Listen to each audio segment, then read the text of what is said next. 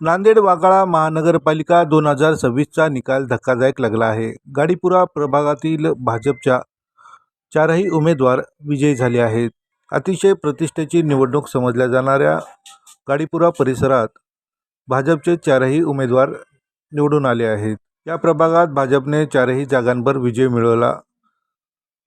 या प्रभागातून भाजपचे दीपक सिंह रावत, तुलजेश यादव, ऋषी भारतीया आणि ठाकूर हे चारही उमेदवार विजयी झाले असून ऐतिहासिक विजयाच्या पार्श्वभूमीवर गाडीपुरा परिसरात जल्लोषाचे वातावरण आहे। विजयानंतर नवनिर्वाचित नगरसेवकांचा JCBच्या साहाय्याने 200 किलो फुलांच्या हारांनी फटाक्याच्या आतिषबाजी करत भव्य सत्कार करण्यात आला। हा सत्कार राजपूत समाजाच्या वतीने करण्यात आला असून या विजयामुळे नांदेडच्या राजकारणात भाजपची पकड अधिक मजबूत असल्याचे स्पष्ट होत आहे। चारही भाजपचे विजय पॅनल विजयी झालेल्या दणदणीत विजयामुळे काय प्रतिक्रिया करतात? आम्ही विकासाच्या माध्यमातून चार उमेदवार नगरसेवक म्हणून प्रभाग 16च्या जनतेच्या आशीर्वादाने आम्ही नगरसेवक झालेलो आहोत। कालपासून सातत्याने प्रभागामध्ये आमचा मान सन्मान होत आहे।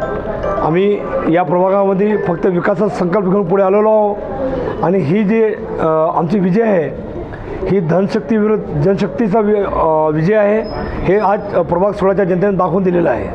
कार्यकर्त्यांनी मोठ्या जल्लोषात स्वागत केलेलं आहे। 200 किलो सत्कार पण केला।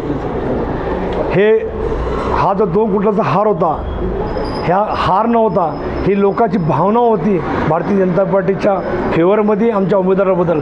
हा प्रेम उफाटून आला आहे। लोकांनी आम्हाला हारद्वारे हा आमचा प्रेम व्यक्त केला आहे आम्ही चारही उमेदवाराला निवडून आणण्यासाठी। 5 वेळेस निवडून आले, आता काय संकल्प असेल की पुढच्या विकासाचा? आमचा संकल्प एकच, केंद्रात नरेंद्रभाई मोदी, महाराष्ट्र देवेंद्र भाऊ फडणवीस आणि जिल्ह्यात माननीय अशोकराव चव्हाण गोपचडे साहेब यांचा विकासाचं विजन घेऊन आम्ही या प्रभागाचा जास्तीत जास्त आम्ही विकास करणार आहोत। आता प्रभागाची व्याप्ती बोरवणपर्यंत गेली असल्यामुळे आमचं सगळं वेगच आहे की ज्याप्रमाणे गाडीपुरा भागाचा विकास झाला त्याच धर्तीवर पूर्ण प्रभागाचा विकास हवा हे आमचं ध्येय आणि धोरण आहे। बरं, विरोधकांचं कसं आव्हान होतं?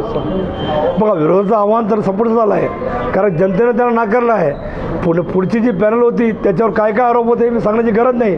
जनतेने त्या सर्वाचं बॅकग्राऊंड बघून त्याची पार्श्वभूमी बघून लोकांनी भारतीय जनता पार्टीवर विश्वास ठेवून आमच्या चारही उमेदवारांना नगरसेवक निवडून दिलेलं आहे हेच आपण बघू शकतो।